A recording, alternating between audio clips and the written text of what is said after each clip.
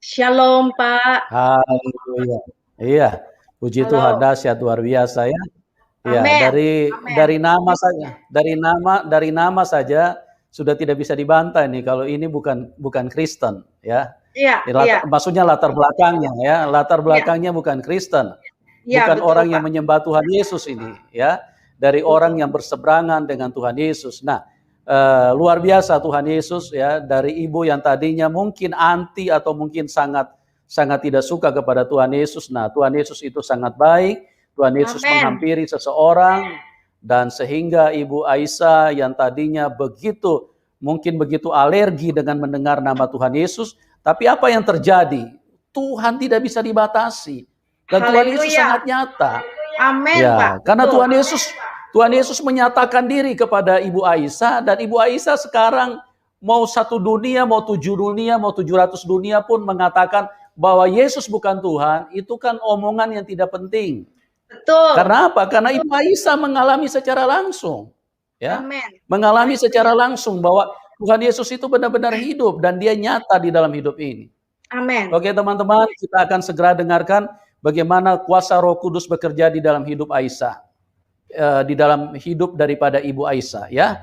Oke, waktu dan tempat saya serahkan kepada Ibu. Terima kasih ya, Ibu sudah hadir, sekalipun Ibu berada di luar negeri dan Ibu siap untuk berbagi, sehingga teman-teman yang ada di Indonesia benar-benar bisa diubahkan, diberkati, dikuatkan, dan mendapatkan penghiburan dari apa yang Ibu sampaikan pada malam hari ini.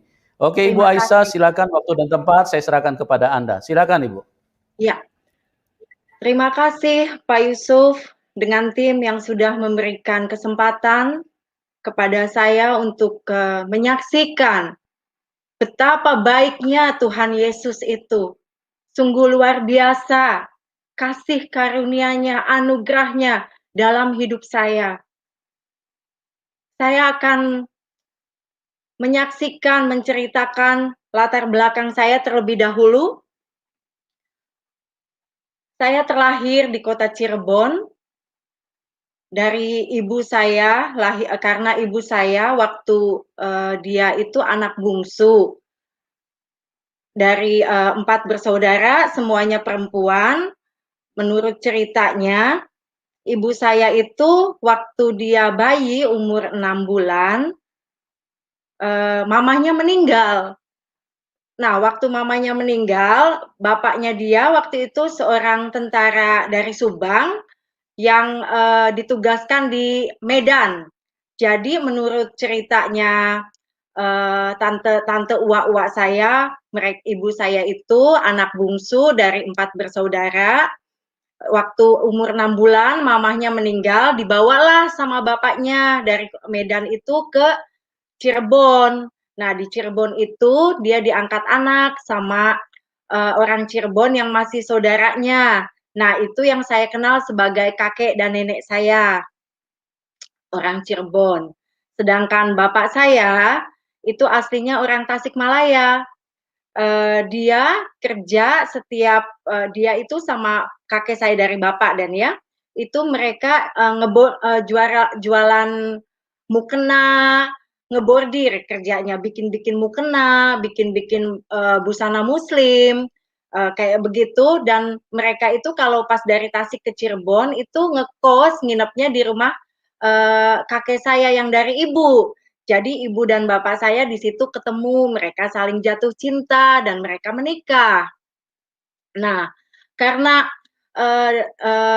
mereka sudah menikah itu karena ibu saya kan anak ya dikatakanlah anak satu-satunya walaupun dia 3 bersaudara yang lainnya tuh udah dewasa, jadi kakak-kakaknya dia itu uak-uak saya tuh udah pada dewasa, jadi udah pada keluar rumah kerja. Ibu saya itu benar-benar diangkat anak sama orang Cirebon ini kayak anak satu-satunya gitu.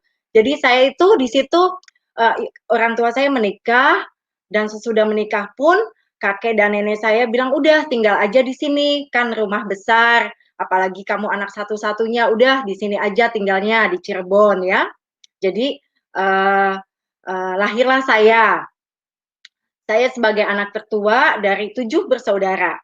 Tapi pada saat waktu saya kecil, saya itu lebih dekat sama kakek dan nenek saya.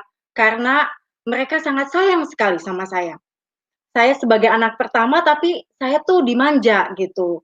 Mereka, saya tuh nggak boleh ngerjain pekerjaan rumah sama nenek, sama abah, sangat disayang.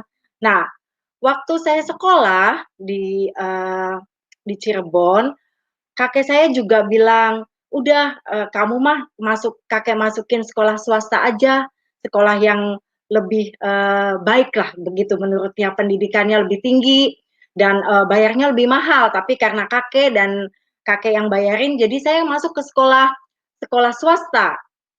Nah, di sekolah swasta itu juga puji Tuhan waktu itu ya saya termasuk anak yang cukup cerdas, cukup pintar di sekolah. Nah, seiring berjalannya waktu itu kakek saya, dia banyak rumah, dia juga, eee, ya orang banyak segan sama dia sebab di samping dia seorang pemeluk agama Islam yang soleh, yang rajin beribadah, dia juga banyak muridnya. Karena orang Cirebon kan terkenal dengan memiliki ilmu-ilmu gitu. Jadi kakek saya tuh banyak orang datang ke rumah untuk minta diobatin sama kakek saya. Jadi dia tuh jadi panutan juga gitu ya. Menurut kebanyakan orang muslim di kota Cirebon terutama sewaktu saya kecil, mereka memeluk agama Islam tapi mereka juga melakukan aktivitas-aktivitas tradisi dan juga kayak okultisme gitu ya, kuasa-kuasa ya katanya ilmunya ilmu putih gitu. Nah, itulah saya latar belakang saya digembleng dari keluarga Islam yang harus juga kakek saya menggembleng saya sendiri, harus sholat 5 waktu, kalau bulan Ramadan berpuasa, melakukan taraweh, kalau misalnya saya juga harus belajar ngaji. Jadi kalau kakek saya yang dari Tasik datang gantian, dia yang ngajarin saya ngaji gitu.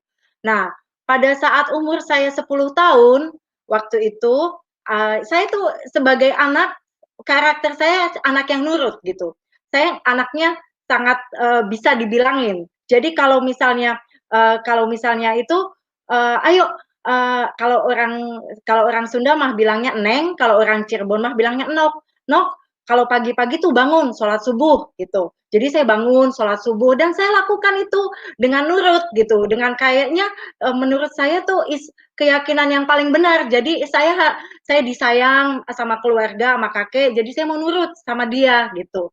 Jadi saya melakukan sholat subuh, terus kalau misalnya itu sekolah, sholat, belajarlah sebagai anak, mulai umur saya ingat, mulai sekolah SD terutama, saya udah mulai digembleng untuk sholat 5 waktu, kalau bulan puasa Ramadan saya juga berpuasa, kalau misal melakukan taraweh. Nah, terus juga kalau misalnya saya ada perlombaan di sekolah, saya selalu bilang sama Abah, "Abah, saya besok ada perlombaan ke sekolah atau ada ulangan." Abah selalu bilang, "Ya udah, nanti malam kamu sholat tahajud ya." Gitu. Kamu minta supaya kamu menang dan itu juga saya lakukan dan saya pernah juara matematika di 1 SD Kota Madia Cirebon waktu itu.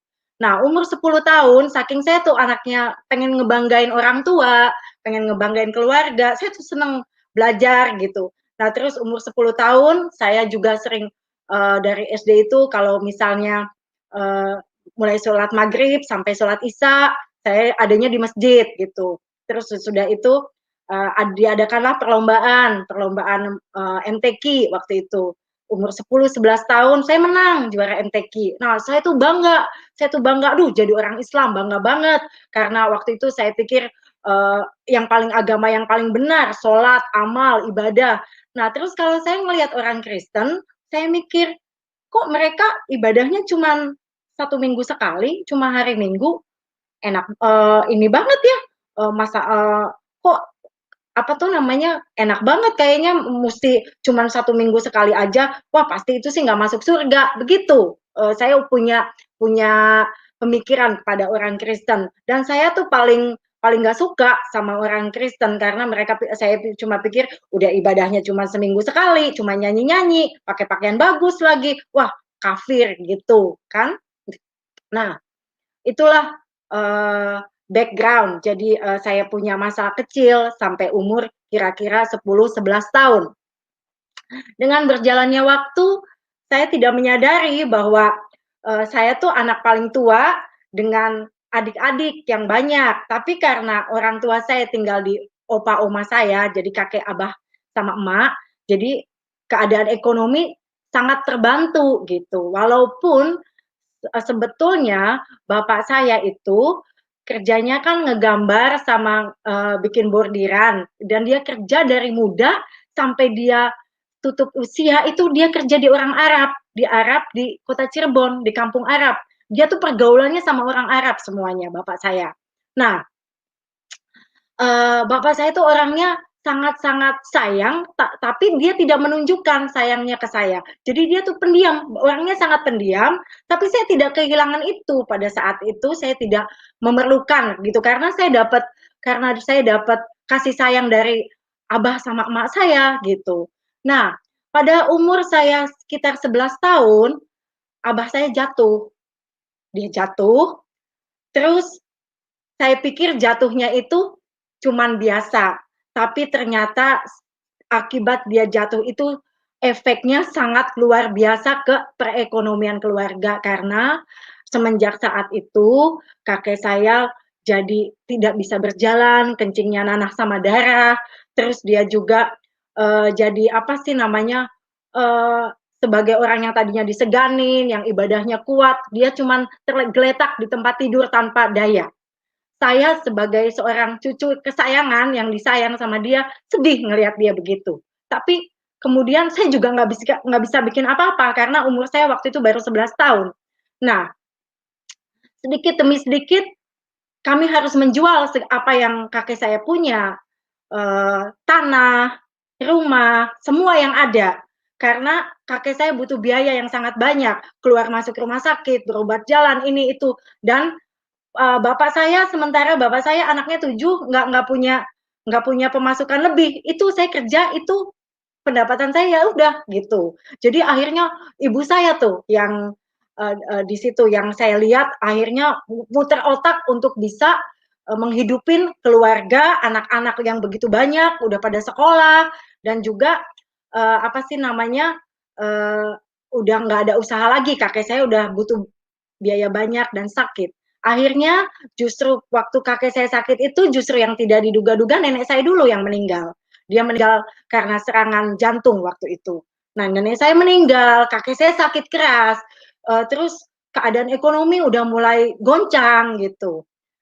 Nah, umur kira-kira 11 tahun itu mau 12 tahun, itu kelas SD kelas 6 ya, udah mau lulusan. Ibu saya udah bilang sama saya begini, "Nok, udah ya, eee, apa sih, kamu nggak usah terusin sekolah lagi, karena kita nggak bisa biayain," katanya gitu. "Sebab semuanya udah habis, gitu, tinggal rumah nih," katanya gitu, "ini juga harus dijual. Kita nggak bisa lah biayain kamu sekolah, kamu anak yang paling gede, udah kamu mendingan bantu kita untuk biayain adik-adik gitu, biayain, keluarga kita," gitu.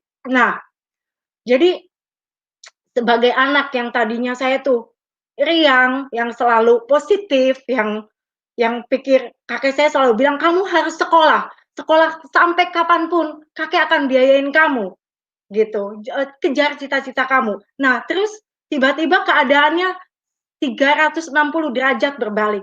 Udah nggak ada harapan lagi untuk nerusin sekolah, mimpi saya udah hilang. Saya mesti stop sampai SD aja gitu. Aduh, sedih banget waktu itu. Cita-cita saya pikir, aduh mau kerja apa? Cuman ijazahnya cuma SD gitu kan. Eee, u lah pupuslah harapan saya untuk nerusin sekolah atau untuk ngejar cita-cita saya waktu itu. Nah, terus kemudian saya punya wali kelas. Wali kelasnya itu, eee, ya masih bujangan. Jadi waktu itu dia, keponakannya yang punya sekolahan waktu itu.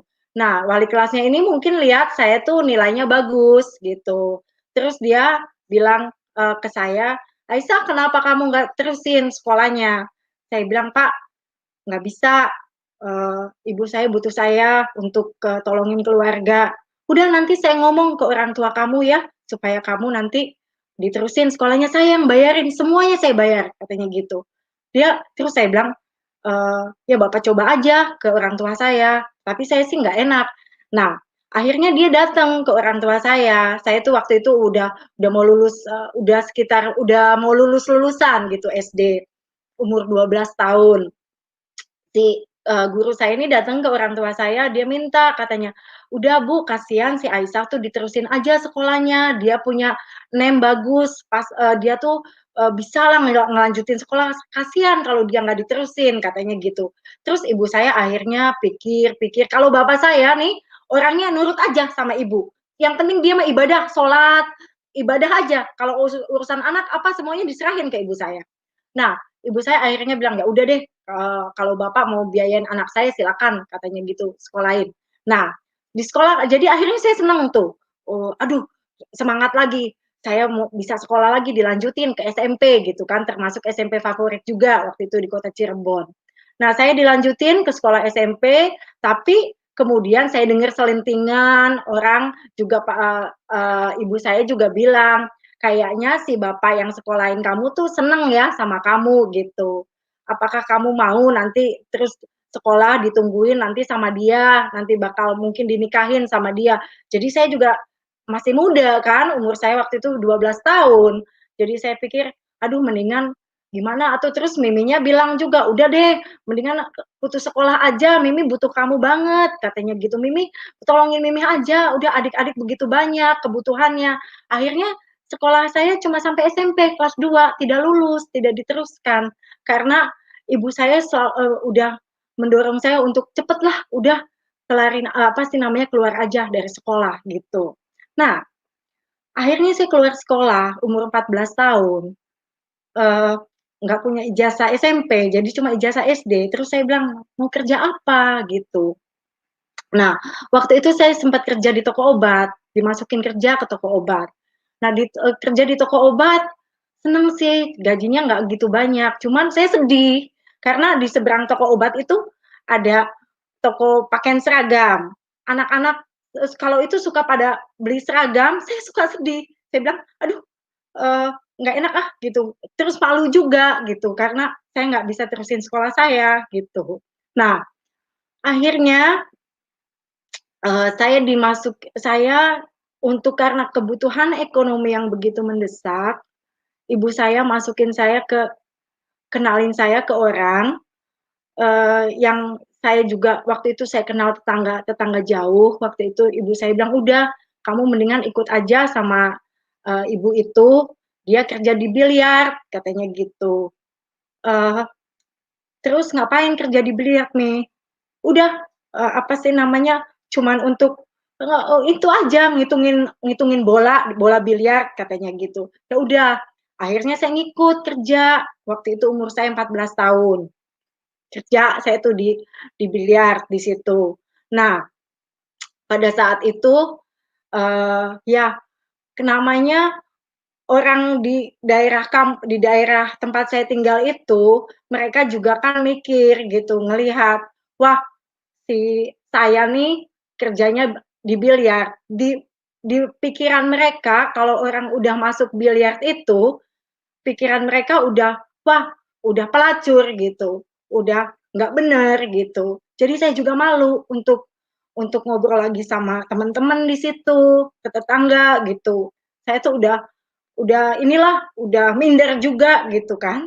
Nah, maaf, akhirnya saya setahun, jadi kira-kira umur saya 15 tahun, ada orang suami istri datang ke biliar itu. Dia bilang dia cari, untuk apa sih namanya, katanya, "Mau nggak ikut saya ke Bandung? Saya mau buka, night club." Night club itu klub malam ya, mau buka klub malam katanya gitu. "Mau nggak kamu ikut saya ke Bandung? Oh, kamu bisa dapat duit banyak," katanya gitu, "kamu masih muda," gitu. Nah, saya pikir ya udahlah daripada kepalang tanggung, saya pikir gitu, udah apa sih namanya, kakek saya butuh biaya banyak, adik-adik saya butuh biaya banyak, ya. Terus saya minta izin ke orang tua saya juga udah malu di Cirebon, saya pikir gitu. Nah, terus pada saat itu ibu sama bapak saya cuma bilang, eee, "Kamu nggak takut pergi ke Bandung? Itu kan cukup jauh kan, kira-kira waktu itu kalau naik bus 4 jaman dari Cirebon." Saya bilang, "Ya Mimi kan selalu nyuruh-nyuruh saya untuk cari duit. Udah relain aja, biar saya pergi ke Bandung." Saya bilang begitu. "Jangan jangan, apa sih namanya, nggak usah takut, saya pasti akan kirimin kalian uang dan saya pasti senengin kalian." Saya bilang begitu. Nah, akhirnya saya ke Bandung. Saya ke Bandung, terus saya jalanin hidup saya di Bandung dengan saya pikir, ya, saya harus cari uang, saya harus kuat untuk keluarga. Karena saya anaknya nurut dan saya tuh ingat yang kalau ajaran Islam tuh yang selalu untuk yang nurutin orang tua, berbakti sama orang tua, dan menyenangkan orang tua. Ya itu tidak salah. Jadi pada saat itu saya lakukan itu. Saya pikir yang penting keluarga saya nggak kekurangan gitu. Jadilah saya kerja di Bandung. Nah, saya kan udah nggak ada remnya lagi. Kerja di Bandung, umur saya 16 tahun waktu itu. Saya mau melupakan semuanya tentang, wah, masa depan saya udah nggak ada lagi nih. Saya pikir, udah saya yang penting saya kerja, kumpulin duit aja. Jadi tiap malam itu saya mabok, tiap malam saya minum. Tapi setiap kali minum saya bilang, "Tuhan ampuni saya," gitu. Cuman saya mau melupakan apa yang di pikiran saya. Saya minum minum minum, gitu. Sampai saya kena penyakit hepatitis. Udah badan saya sampai kuning, sampai bau, sampai mau mati udah. Nah, saya pernah juga mabuk berat sama temen, bawa mobil, mobilnya kecelakaan, sampai mobilnya hancur di Subang. Orang waktu itu subuh pada keluar satu kampung karena ada ledakan, mobilnya lihat hancur, pasti orangnya mati. Saya hidup. 3 kali berturut-turut saya kecelakaan di Bandung. Sampai di sini ada bekasnya. Saya udah berapa kali saya hampir mati dan berapa kali saya mau bunuh diri. Saya minum obat, saya minum. Karena kenapa? Saya pikir apa sih itu? Apa sih? Saya nggak punya tujuan hidup, cuman nyari duit untuk keluarga, terus tapi saya di sini kosong gitu. Tapi setiap kali saya berteriak, "Tuhan, di mana Engkau?" Saya selalu gitu. Nah, akhirnya berjalannya dengan waktu, kakek saya juga udah meninggal, keluarga saya pindah ke Bandung semuanya waktu itu. Terus ibu saya juga selalu bilang, "Udahlah kamu mah nggak usah nikah, adiknya banyak." Jadi bener-bener saya tuh sebagai, eee, tulang punggung keluarga yang memang ibu saya pengennya, "Udah, kamu cari duit aja buat kita," gitu. Sumber dari penghasilan gitu. Nah, sedangkan bapak saya nggak banyak ngomong, bapak saya cuman cuman, ngelihat tapi nggak banyak ngomong, ibadah aja santer gitu. Nah, terus waktu saya sudah kecelakaan berkali-kali, saya udah mau bunuh diri, udah silet-silet di sini semua. Saya pikir, tapi nanti saya kalau mati saya kemana ya? Saya tanya, kalau saya mati saya kemana? Apakah amal ibadah saya itu cukup untuk nutupin dosa saya? Walaupun saya udah berikan semuanya buat orang tua saya, itu kan? Nah, satu malam saya kerja, ada satu perusahaan, dia bawa tamu. Nah, tamunya ini orang Belanda, tapi saya nggak tahu orang Belanda karena dia mukanya muka muka orang Indonesia, muka Chinese. Nah, saya dikenalin, ngobrol, Akhirnya ini orang bilang, "Kamu kan masih muda, kamu nggak mau sekolah?" Dia tanya gitu ke saya. Saya bilang, "Enggak lah, saya udah jadi, tulang punggung keluarga, saya mau senengin orang tua aja." Saya cuma bilang begitu. Terus saya juga pikir, dalam pikiran saya tuh, gak ada laki-laki yang mau ngawinin saya waktu itu. Karena kenapa? Wow, udah hancur-hancuran hidup saya. Terus sesudah itu dia bilang, "Mulai saat ini kamu jangan kerja lagi ya." Dia bilang begitu. "Udah kamu tinggal di tempat kos kamu atau ke orang tua kamu, saya bayarin." Dia bilang gitu. Terus saya bilang, "Tapi nggak bisa, adik-adik saya banyak." Saya bilang begitu. Terus dia bilang, "Enggak, udah, jangan jangan jangan kerja lagi." Dia bilang gitu. Terus semenjak saat itu, dia itu ternyata dia itu orang yang dari Belanda lagi kerja di Indonesia. Dia kerja di Indonesia.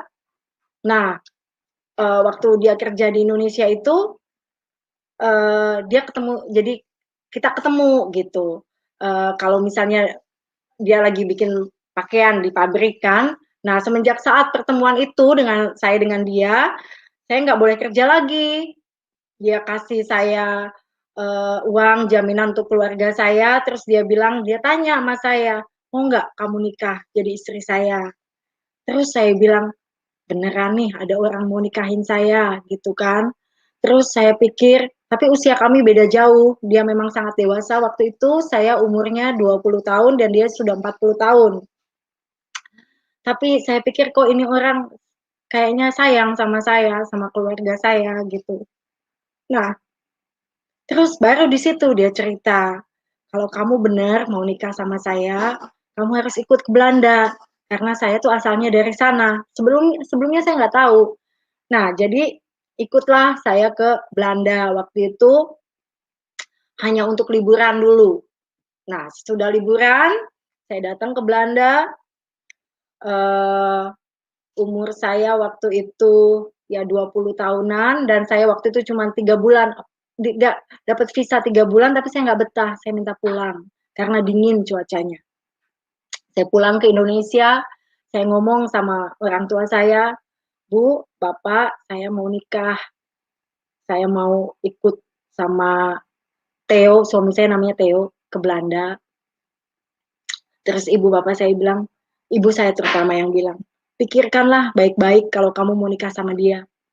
Karena dia itu agamanya Kristen, karena memang dia agamanya Kristen." Orang tuanya, mami mertua saya itu orang Manado.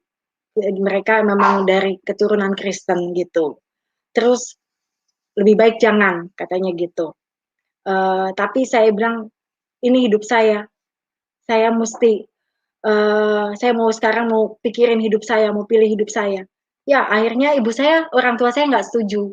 Orang tua saya nggak setuju, jadi eh, Theo yang suami saya ini, dia nyusul saya ke Indonesia, dia bawa saya ke Belanda. Saya ke Belanda tanpa disetujui orang tua saya. Orang tua saya nggak mau saya nikah sama suami saya ini, gitu. Karena menurut dia perbedaan umur dan juga saya tahu ibu saya akan kehilangan income, nggak kehilangan keuangan gitu. Sedangkan saya pikir ya udah, yang penting saya sekarang harus juga mikirin masa depan saya gitu. Saya akhirnya ikut ke Belanda. Berjalannya dengan waktu, saya juga ngomong sama Theo, sama suami saya ini. Saya bilang, saya mau nikah sama kamu, tapi saya nggak mau masuk Kristen. Terus si Theo-nya juga bilang sama saya, oke, kalau kamu nggak mau masuk Kristen, saya juga nggak mau masuk Islam. Jadi kita nikah ke catatan sipil aja, gitu. Agama kita masing-masing ya, dia bilang begitu.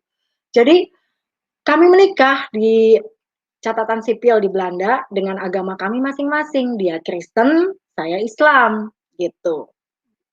Nah, eh, saya masih waktu itu tahun 94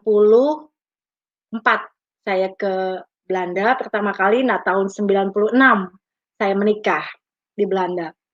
Tahun 96 kami menikah, terus saya mulai, ya saya nggak banyak teman di sini, saya nggak ada saudara di sini. Saya juga waktu itu masih tinggal di mertua. dan cuaca yang dingin, bahasa yang tidak dimengerti, semuanya serba baru buat saya. Dan itu satu pergumulan. Yang lain lagi karena saya pun udah ya kalau kontak ke Indonesia mereka juga sepertinya sangat dingin gitu. Nah, akhirnya saya waktu itu sangat terpuruk. Saya bilang, aduh saya nggak tahu mau gimana.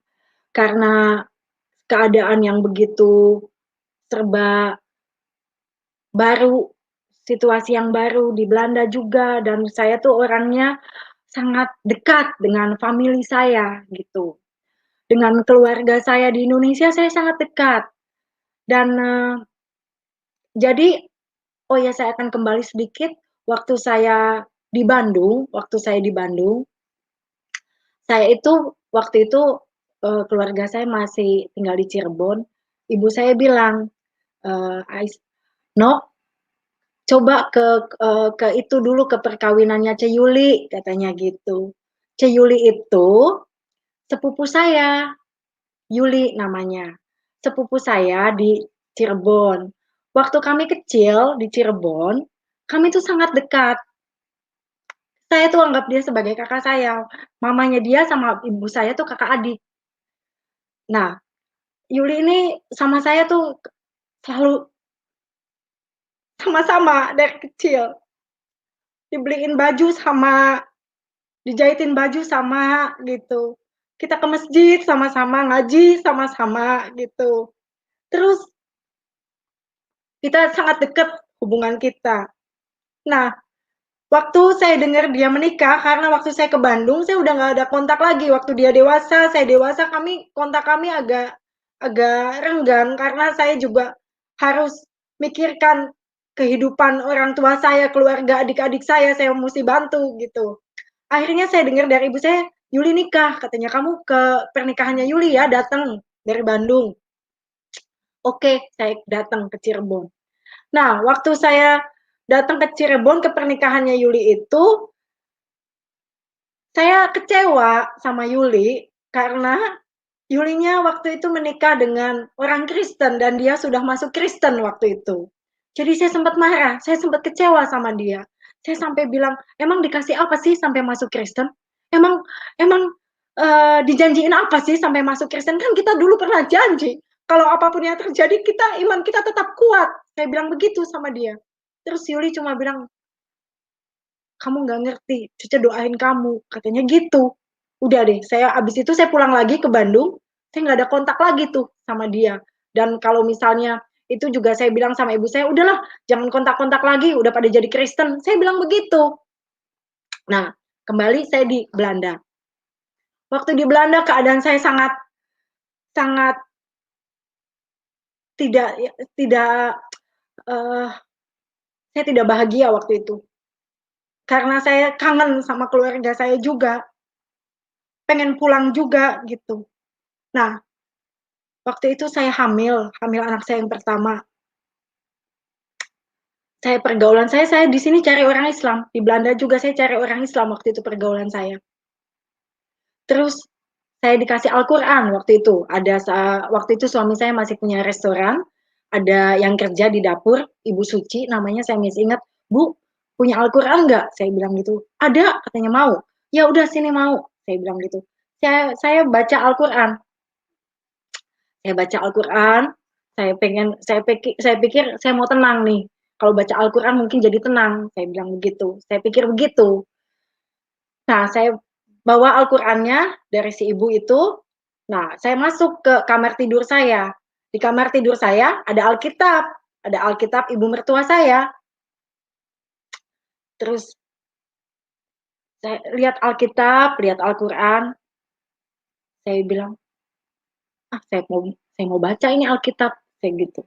Karena kalau Al-Qur'an tulisannya Arab, tapi di bawahnya ada artinya kan. Nah, saya baca Alkitab. Saya buka kitab Kejadian.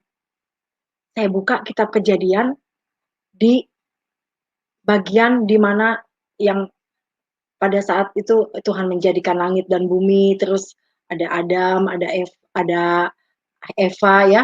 Terus tiba-tiba waktu itu saya ingat banget ke kitab Kejadian tentang Abraham. Di situ saya membaca Abraham membawa Ishak untuk dikorbankan. Saya kaget. Saya bilang, loh, kok Abraham membawa Ishak yang dikorbankan? Bukannya Ismail yang dikorbankan? Saya mikir, saya bandingin. Mana yang benar? Saya bilang, saya selama ini diajarin tentang pengorbanan Nabi Ibrahim mengorbankan Ismail. Makanya ada hari raya Idul Adha, haji gitu kan.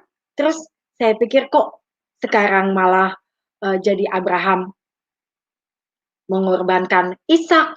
Saya pikir siapa yang benar ini? Nah, saya merenung, saya bergolak, saya pikir Tuhan, siapa ini yang dikorbankan? Saya bilang begitu. Terus, tapi sementara itu sebelum kejadian itu, saya itu sering masuk juga suami saya ke gereja. Tapi kalau ke gereja dia suka tanya, kamu mau ikut nggak? Saya bilang nggak, saya di rumah aja. Tapi satu saat saya pikir daripada di rumah sendirian ikut aja lah ke gereja. Tapi setiap kali ke gereja, batin saya juga rasa bersalah gitu. Aduh ya Allah, ampunin saya ini udah masuk ke gereja, udah dosanya udah kebangetan gitu. Terus tapi saya juga nggak mau ikut-ikutan nyanyi, nggak mau ikut-ikutan doa, saya cuman duduk aja gitu sambil baca-baca minta-minta ampun sama Allah gitu. Terus akhirnya tiap kali pulang dari gereja di restoran suami saya dulu tuh atau di rumah ibu mertua saya mereka nyetel kaset lagu-lagu rohani. Nah, lagu-lagu itu saya hafal, jadi hafal di ingatan saya gitu. Jadi tiap kali itu saya suka nyanyi sendiri gitu. Kasih pasti lemah lembut gitu. Kasih pasti memaafkan. Lagu itu terus yang sering diulang-ulang di setel waktu itu. Nah, kalau saya mulai nyanyi gitu saya bilang, jangan nyanyi ah, nggak boleh gitu kan. Nah, itu sampai akhirnya saya membaca Alkitab, sampai akhirnya saya tertidur. Waktu saya tidur, saya dibangunin oleh cahaya yang sangat terang benderang. Dan dari cahaya itu saya dengar dengan jelas satu suara yang mengatakan, datanglah aku mengasihimu. Saya bangun. Waktu saya bangun, saya bilang, suara Tuhankah itu? Masa sih Tuhan mengasihi aku? Tuhan tahu nggak apa yang sudah aku buat? Aku bilang gitu. Saya bilang begitu. Terus saya bilang, Tuhan, kalau memang Engkau Allah yang benar, kalau memang Engkau Tuhan Yesus, saya mau anak yang saya kandung perempuan Tuhan.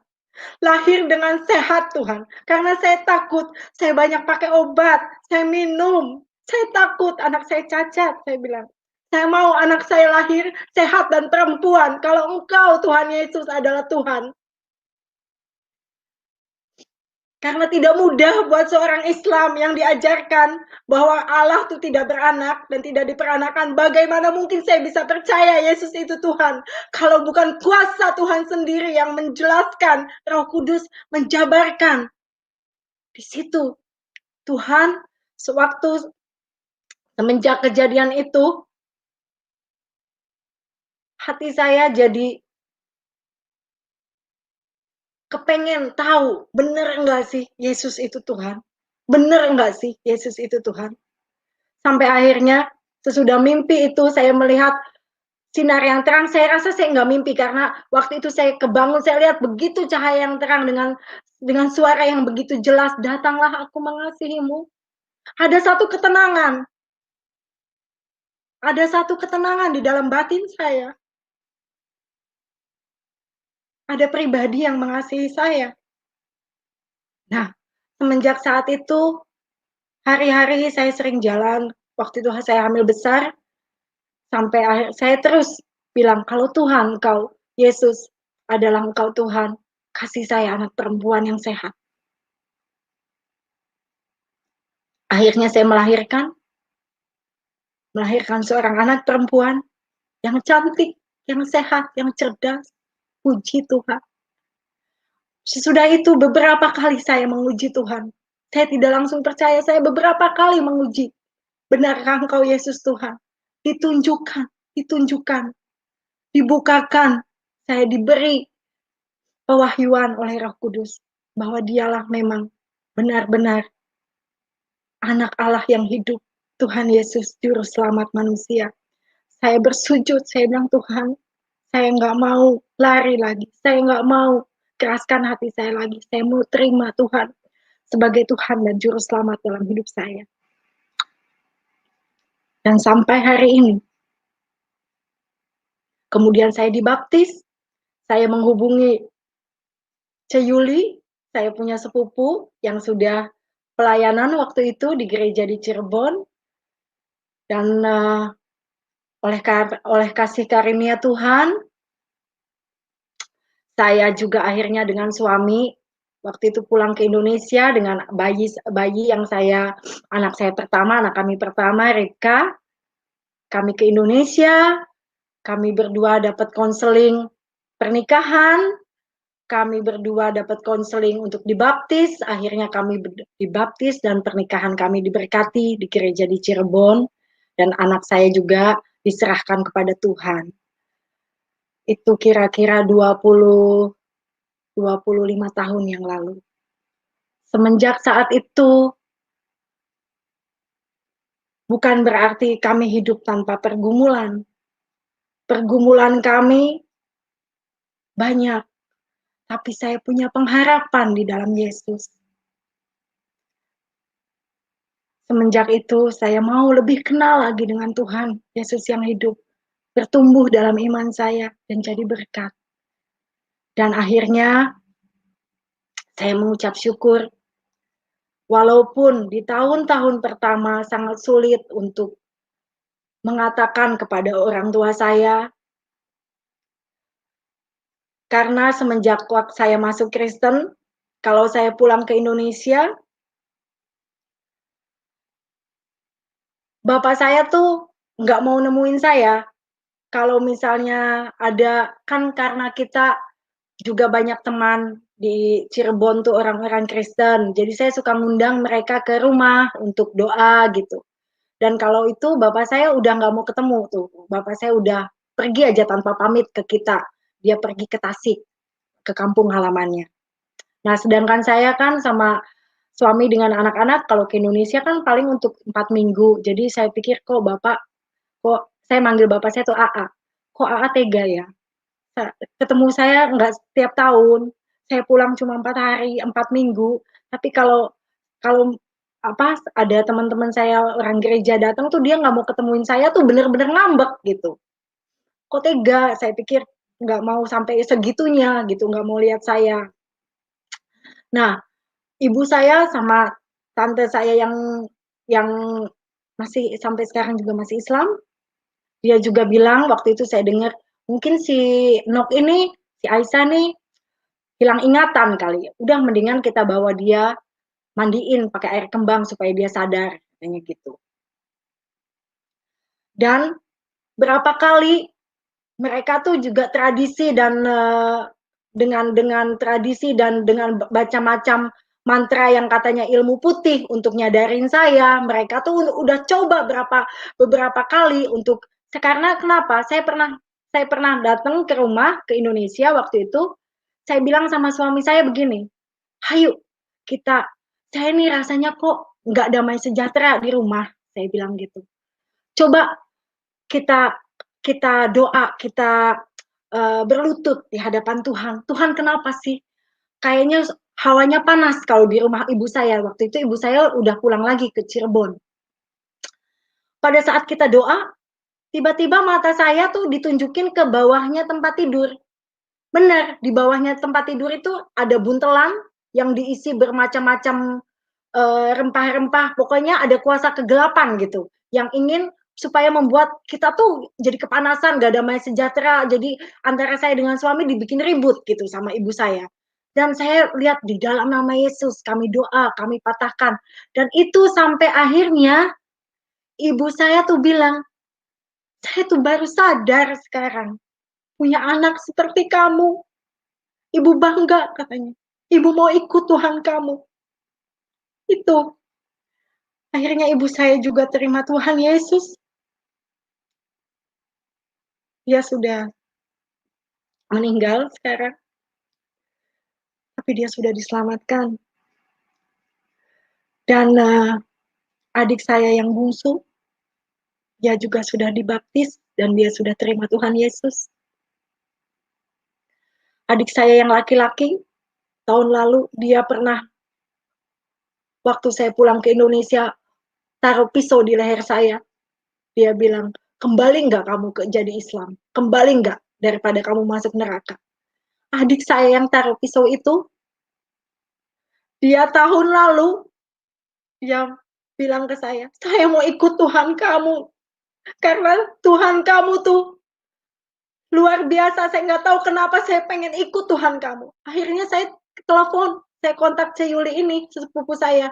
Cek, tolong layanin dia, dia mau terima Tuhan. Saya di sini jauh, saya kasih adik saya untuk ke Ceyuli, untuk doa di sana, untuk terima Tuhan.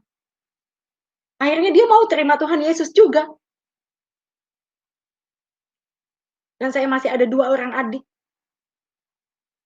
perempuan dan laki, yang saya percaya, 1 orang diselamatkan, seisi rumahnya akan diselamatkan. Itu janji Tuhan. Saya percaya. Saya sangat bangga dengan Tuhan Yesus yang saya sembah, Tuhan yang hidup, Tuhan yang benar. Tuhan yang penuh kasih dan sayang. Tuhan yang menjadikan saya yang tadinya tidak berharga di matanya. Tuhan yang memberikan masa depan. Tuhan yang pegang janji. Terima kasih. Itu kesaksian hidup saya. Semoga menjadi berkat buat setiap yang mendengarnya. Tuhan Yesus berkati. Terima kasih, Pak Manubulu.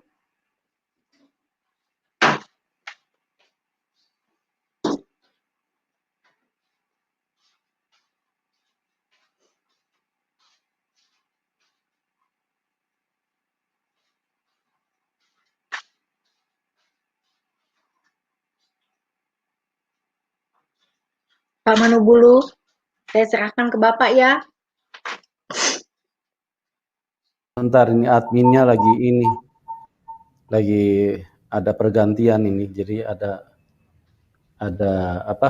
sedikit ada kendala. Ya, oke. Terima kasih ya Ibu Aisyah yang sudah memberikan kesaksian begitu dahsyatnya Tuhan Yesus yang hadir di dalam kehidupan Ibu, dan Amen. itu dibuktikan oleh kita sendiri. Jadi bukan kata orang, bukan cerita generasi pendahulu, bukan juga karena kita disuruh-suruh untuk bersaksi, ya. Itu karena Tuhan Yesus sendiri bekerja dan kita alami. Dan kalau kita alami, itu adalah sesuatu yang memang benar-benar kesaksian kebenaran, kesaksian yang mutlak, yang sempurna, ya. Jadi apa yang Ibu Aisyah alami itu satu dunia pun menyangkal ketuhanan dari Tuhan Yesus itu tidak masalah, karena itu perkataan mereka. Tapi Tuhan yang benar itu kan sudah menyatakan diri di dalam hidup kita. Amen. Ya, itu luar biasa ya. Teman-teman, Anda kalau mau masuk, linknya kami taruh di live chat. Dan kita akan berdiskusi pada malam hari ini. Seperti yang saya selalu sampaikan, bahwa diskusi kita adalah diskusi yang hangat, intelektual, bermartabat, yang sopan. Ya, kita bukan berdebat, ya, bukan berdebat di sini, dan bukan untuk mencari pembenaran. Kalau Anda mau mencari pembenaran, Anda pegang sendiri kebenaran itu, karena itu kebenaran pribadi, bukan kebenaran Tuhan, ya. Jadi tidak usah masuk kalau Anda hanya ingin cari pembenaran terhadap apa yang Anda yakini. Ya, karena kami juga tidak pernah memaksa Anda untuk harus yakin dengan apa yang kami sampaikan. Tapi yang jelas apa yang kami sampaikan itu kami pertanggungjawabkan di hadapan Tuhan karena itu kesaksian kebenaran. Oke, dan setiap penelpon saya kasih waktu 5 menit supaya kita benar-benar bisa menjangkau lebih banyak, ya. Maksudnya lebih banyak penelpon karena semuanya kita beri kesempatan yang sama untuk bisa berdiskusi, ya. Luar biasa, Tuhan Yesus terlalu dahsyat Tuhan Yesus. Amin, haleluya. Kami terlalu kagum, ya. Kata-kata kami tidak pernah cukup untuk menceritakan kebesaran Tuhan Yesus. Betul. Kata-kata kami tidak pernah mampu untuk menceritakan kasih Tuhan Yesus. Betul. Terlalu ajaib dia untuk dibicarakan, terlalu ajaib dia untuk dikatakan. Ya, kita melihat di situ tadi adik Ibu Aisyah yang pernah ingin membunuh, menusuk ya leher dari Ibu Aisyah karena iman pada waktu itu imannya sudah berbeda. Ibu Aisyah sudah percaya Tuhan Yesus sementara adiknya masih di iman yang lama. Ya, dengan emosi, dengan kemarahan yang begitu meluap-luap. Ya, kita melihat di situ karena kasih Tuhan, Ibu Aisyah pun juga tidak istilahnya melawan dan menganggap membenci orang yang memperlakukan itu, tapi dengan kasih Ibu Aisyah terus berdoa buat keluarganya. Ya, amen. Itulah Tuhan yang benar, Tuhan yang benar-benar mengasihi dan tidak pernah mengancam, tidak pernah ingin membunuh atau menghabisi, ya.